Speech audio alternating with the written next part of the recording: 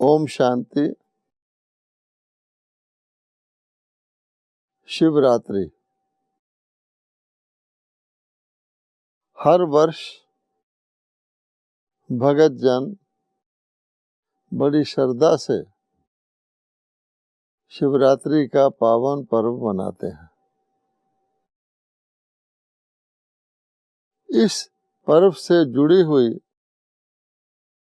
जो मुख्य प्रथाएं चली आती हैं वो हैं रात्रि जागरण, व्रत रखना और उपवास करना। अब इन प्रथाओं का जो वास्तविक महत्व है वो तभी जाना जा सकता है अगर हम शिवरात्रि पर्व के महत्व को जानेंगे। हर पर्व किसी न किसी विशेष वृत्तांत, विशेष ईश्वरीय कर्तव्य या विशेष परिवर्तन का द्योतक होता है। जब वो विशेष घटना घटती है वो इतनी महत्वपूर्ण होती है उसे हर वर्ष पर्व मना करके याद किया जाता है। तो शिवरात्रि का महत्व जानने के लिए हमें पहले ये जानना होगा कि शिव कौन है। आप देखेंगे और आश्चर्यजनक बात आप जानेंगे कि हमारे देश में, जो कि हम जानते हैं उत्सवों का देश है, पर्वों का देश है, देवी देवताओं का देश है, हमारे देश में अन्य जितने भी देवी देवता हैं शिव उनसे अलग है। क्योंकि देवी देवताएं उनके जो सूक्ष्म से सूक्ष्म अति श्रेष्ठ देवी देवता हैं, अन्य शरीरधारी देवी देवताएं जो धरती पर हैं उनसे जो सूक्ष्म अति सूक्ष्म हैं वो हैं ब्रह्मा, विष्णु और शंकर। हम देखते हैं कि ब्रह्मा, विष्णु, शंकर की भी जो महिमा की जाती है, उनका जो संबोधन किया जाता है वो देवाय नमः कहकर किया जाता है। ब्रह्मा देवाय नमः, विष्णु देवाय नमः, शंकर देवाय नमः। शंकर जी को तो वैसे भी महादेव कहते हैं। और ये खास बात आप नोट करें शिवरात्रि के महत्व के बारे में कि केवल और केवल शिव को ही परमात्मने नमः कहकर वंदना की जाती है। शिव परमात्मने नमः, या कहा जाता है ओम नमः शिवाय। ओम अर्थात मैं आत्मा शिव परमात्मा को नमन करता हूँ। केवल शिव के लिए ही सत्यम, शिवम, सुंदरम कहा जाता है। अब आप देखिए कि देश के अंदर, विदेशों में भी जो शिव की प्रतिमाएं हैं वो एक लिंग आकार की होती हैं और वास्तव में वो ज्योतिर्लिंगम कहलाती हैं। भारत के 8 प्रसिद्ध जो शिव मंदिर हैं उनको ज्योतिर्लिंगम मठ ही कहा जाता है। वैसे वो प्रतिमाएं जैसे कश्मीर में, अमरनाथ में बर्फ की पाई जाती है, सोमनाथ में कहते हैं पहले हीरे का शिवलिंग होता था क्योंकि हीरा रोशनी का प्रतीक है। रामेश्वरम में, बनारस में, उज्जैन में अनेक स्थानों पर शिवलिंग पाए जाते हैं और उनके जो मंदिर हैं उनको शिवालय कहा जाता है। अब आप देखेंगे ये प्रतिमा ना तो किसी पुरुष रूप की है, ना किसी स्त्री रूप की है, ना किसी देव रूप की है, और केवल इन्हीं को परमात्मा ने नमः कहा जाता है। तो आप सोचिए कि शिवरात्रि का पर्व किस ओर संकेत करता है कि स्वयं परम पिता परमात्मा के धरती पर, या यूं कहें कि भारत में अवतरित होकर किसी बहुत अति श्रेष्ठ, अति महान कर्तव्य का ये स्मारक है। अब परमात्मा के कर्तव्य क्या हैं?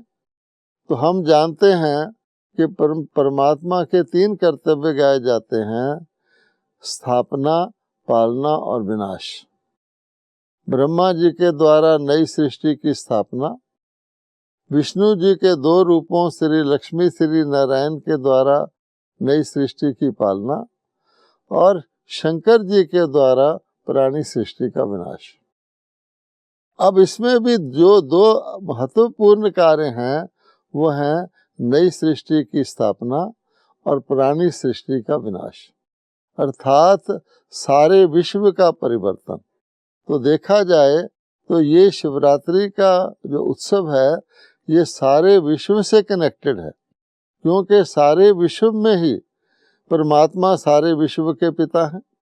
अन्य जितने भी पर्व होंगे किसी धर्म वालों के होंगे, देवताओं के होंगे, हिंदुओं के होंगे, क्रिश्चियन के होंगे, मुस्लिम के होंगे, बुद्धिस्ट के होंगे, और निराकार है और सारी दुनिया की आत्माएं गॉड इज वन, परमात्मा एक को मानती हैं। और वो ये भी मानते हैं कि कोई भी शरीरधारी उसको परमात्मा नहीं कहा जाता। अब आगे चले तो ये पाएंगे कि स्थापना और विनाश का कर्तव्य परमात्मा किस समय करते हैं।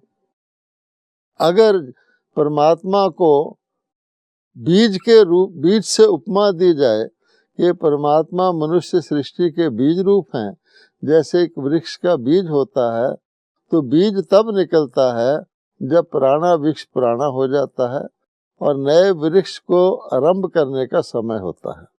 तो परमपिता परमात्मा भी ये जो कर्तव्य करते हैं इनका एक खास समय है, क्योंकि स्थापना का एक समय होता है जिसको आदिकाल कहते हैं, विनाश का एक समय होता है जिसको अंतकाल कहते हैं, और भगवानों वाच्य है कि मैं ही सृष्टि का आदि करता हूँ, मैं ही इसका अंत करता हूँ।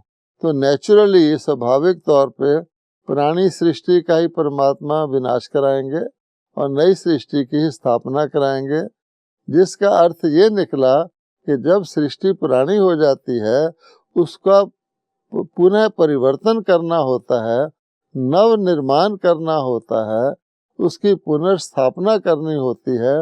वो समय खास समय है परमात्मा के धरती पर अवतरित होकर कर्म करने का। अगर इसको भगवानोवाच गीता के महावाक्यों से जोड़ा जाए तो आप पाएंगे कि भगवान ने कहा है कि जब धर्म की अति ग्लानि हो जाती है, पाप का घड़ा भर जाता है, मानव मूल्यों का ह्रास हो जाता है, सृष्टि पूरी तरह से पतित प्राणी कलयुगी और तमो प्रधान बन जाती है, मनुष्य सदा ही दुखी रहते हैं, तनाव में रहते हैं, भय में रहते हैं, वो समय होता है अति धर्म ग्लानि का, जब मैं परमात्मा अवतरित होकर के पुनः जो धर्म की अच्छी तरह से पुनः स्थापना करता हूँ और उसके साथ साथ सृष्टि पावन बनती है, नई बनती है, सतयुगी बनती है और स्वर्णिम बनती है। अब आप देखिए कि नई सृष्टि की स्थापना और पुरानी सृष्टि का विनाश, ये तो सारे विश्व के जितने भी अन्य वृत्तांत हुए हैं उनमें सर्व महत्वपूर्ण वृत्तांत है। पूरा ही विश्व परिवर्तन। एक प्रकार से देखा जाए तो नई सृष्टि थोड़ी सी आबादी से, थोड़ी सी जनसंख्या से शुरू होती है, जिसको आध्यात्मिक भाषा में कहा जाता है 9 लाख, और इसका अंत जब होता है तो हम जानते हैं कि 850 करोड़ से भी अधिक आत्माएं होती हैं जिनको परमपिता परमात्मा वापस ले जाते हैं परम धाम में। तो इतना महत्वपूर्ण ये शिवरात्रि का पर्व है। अब देखना ये है कि वो समय कौन सा है जब ये पर्व एक्चुअली घटित होता है। तो ये एक बार घटित नहीं होता है, क्योंकि सृष्टि अनादि अविनाशी है और चक्रिक क्रम में हर बार जब वो समय आता है, यदा यदा ही, यानी जब जब उस समय परमात्मा आते हैं, भारत में अवतरित होते हैं और अधर्म का विनाश और सत्य धर्म की पुनः स्थापना करवाते हैं। खास इसका महत्व आज के दिन में है, क्योंकि आज वही समय पुनः आ गया है। हम देखते हैं धर्म ग्लानि के सभी लक्षण मौजूद हैं।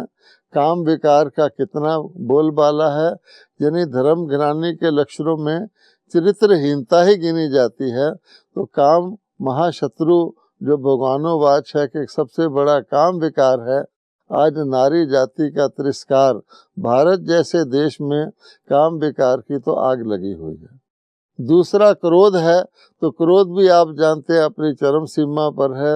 लोभ से इतना शोषण हुआ है जो हम जानते हैं कि हमने प्रकृति का भी दोहन कर डाला है। और अहंकार तो हर व्यक्ति में आज पाया जाता है, यानी ये जो अधर्म की चरम सीमा है जो आज दिखती है, जिसको हम कहेंगे हिंसा और अपराध, ये दोनों भी चरम सीमा पर हैं। हिंसा के ही रूप भगवत गीता में भगवानोवाच है कि काम क्रोध लोभ नरक के द्वार हैं, तो यही हिंसा के रूप हैं। तो अब इससे स्पष्ट है कि शिवरात्रि की पुनरावृत्ति, इस वृत्तांत की पुनरावृत्ति का समय वर्तमान समय हम चल रहा देखते हैं। एक तरफ परमाणु शस्त्रों के द्वारा प्राणी सृष्टि के विनाश की पूरी तैयारी हुई है, वो शस्त्र रिफाइन हो रहे हैं। प्रकृति जो है उसके अंदर इतनी तमो प्रधानता आ गई है कि जल वायु धरती हर चीज के अंदर पोल्यूशन है। मानव के अंदर आप देखेंगे कि जीवन जीने लायक नहीं रहा है। हर व्यक्ति तनाव, भय, चिंता, असंतुष्टता, अनसर्टेनिटी, अनिश्चितता इत्यादि से पीड़ित है। तो खास ये समाचार हम देना चाहते हैं कि वर्तमान समय शिवरात्रि का पर्व जो एक्चुअली जो घटना थी, सबसे महान विश्व की घटना, वो पुनरावृत्त हो रही है। और एक बात इससे नोट करने की ये है कि जो भगवान ने कर्तव्य किया था उसका यादगार भी भगवानोवाच के श्रीमद् भगवत गीता शास्त्र में है। लेकिन कालांतर से उस भगवत गीता में उसके कुछ कुछ लक्षण हैं, पूरे का पूरा वृत्तांत नहीं है।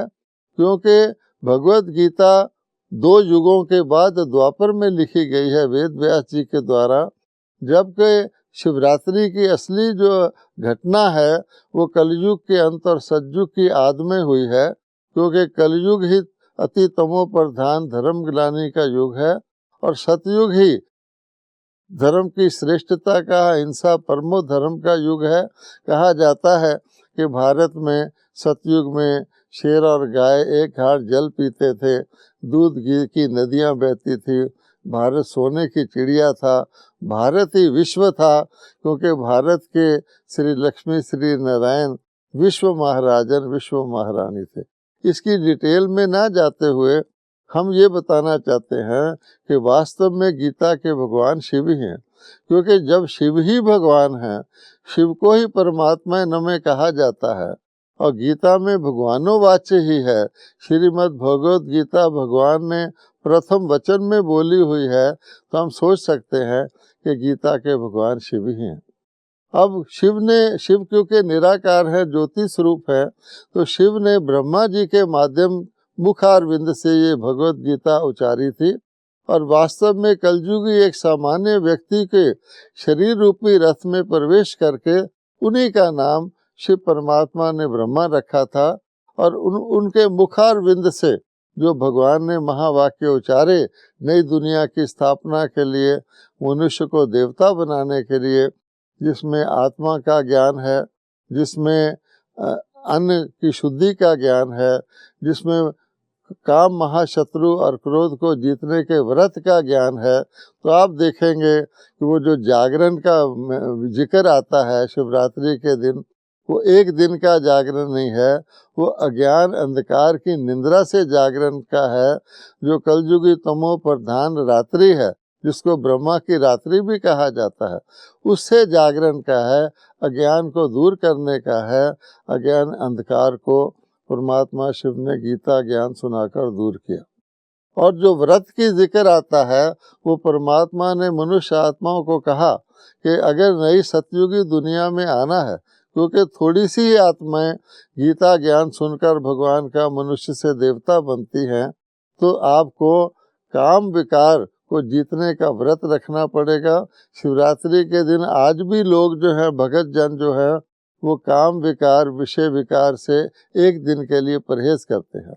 और इसी प्रकार से अन्न की शुद्धि, वो तो उपवास करते हैं कि अन्न खाओ ही नहीं। वास्तव में अन्न की सात्विकता, जिसका भी भगवत गीता में वर्णन है, सात्विक अन्न को ग्रहण करना है, मांसाहार शराब इत्यादि का त्याग करना है। उपवास का अर्थ ये भी होता है, उप मैंने समीप, वास मैंने रहना, अर्थात परमात्मा के समीप रहना, परमात्मा को याद करना, परमात्मा से योग युक्त होना। तो परमात्मा शिव, एक कथा भी आती है कि शिव की जटा से गंगा निकली थी, जिसे भागीरथ शंख बजाते हुए भारत में लाए थे। तो भागीरथ कोई और नहीं है, वो ब्रह्मा जी का ही भाग्यशाली शरीर रूपी रथ है, क्योंकि परमात्मा जन्म तो लेते नहीं हैं। भगवानुवाच गीता में है कि मैं साधारण मनुष्यों की तरह जन्म नहीं लेता हूँ, देवता भी साधारण अपना शरीर धारण करते हैं, जैसे श्री कृष्ण जी ने किया। उनके तो माता पिता भी थे, उन्होंने शरीर को धारण भी किया, उन्होंने शरीर को त्यागा भी। तो श्री कृष्ण देवता को जो जो भगवान ने गीता से देवता बनाए, उन पर लेखक ने, गीता के लेखक ने गीता के पिता का नाम रख दिया है। वास्तव में श्री कृष्ण गीता के भगवान नहीं हैं, वो सर्वश्रेष्ठ सतयुगी देवता हैं। इसलिए उनको पीपल के पत्ते पर सागर के अंदर आते हुए दिखाया है कि विनाश के बाद पहला पत्ता नए वृक्ष का वो है। तो श्री कृष्ण जी की जो महिमा है वो देवता के रूप में है, सर्वगुण संपन्न, 16 कला संपूर्ण निर्विकारी मर्यादा पुरुषोत्तम। और परमात्मा शिव की जो महिमा है, ज्ञान के सागर, प्रेम के सागर, शांति के सागर, सुख के सागर, उस रूप से है। तो परमात्मा शिव ने ब्रह्मा के शरीर रूपी रथ में अवतरित होकर, जिसका गीता में वर्णन है कि मैं परमात्मा साधारण मनुष्यों की तरह माता से जन्म नहीं लेता हूँ, अपना निजी शरीर धारण नहीं करता हूँ, मैं पर काय प्रवेश करके प्रकृति को अधीन करके अवतरित होता हूँ।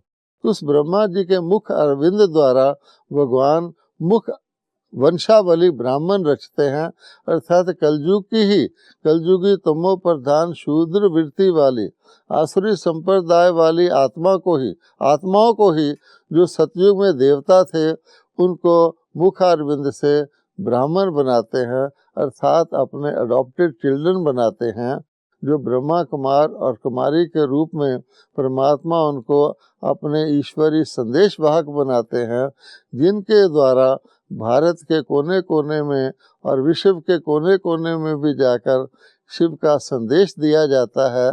और वो संदेश है पवित्र बनो और योगी बनो। और यही व्रत, पवित्रता का व्रत लेना और एक परमात्मा को याद करना, क्योंकि महाविनाश का समय होता है। जैसे मृत्यु के वक़्त किसी को कहा जाता है सब कुछ भूलकर भगवान को याद कर, वो तो एक व्यक्ति की मृत्यु की बात होती है। और वर्तमान समय तो सारे विश्व के परिवर्तन की ही बात है। इस परिवर्तन में भी कल्याण है, क्योंकि भगवान शिव कल्याणकारी है, शिव को कल्याणकारी कहा जाता है। अगर ये परिवर्तन ना हो तो दुनिया दिनों दिन अति दुखी तो है ही, दुख की चरम सीमा पर तो पहुंची हुई है।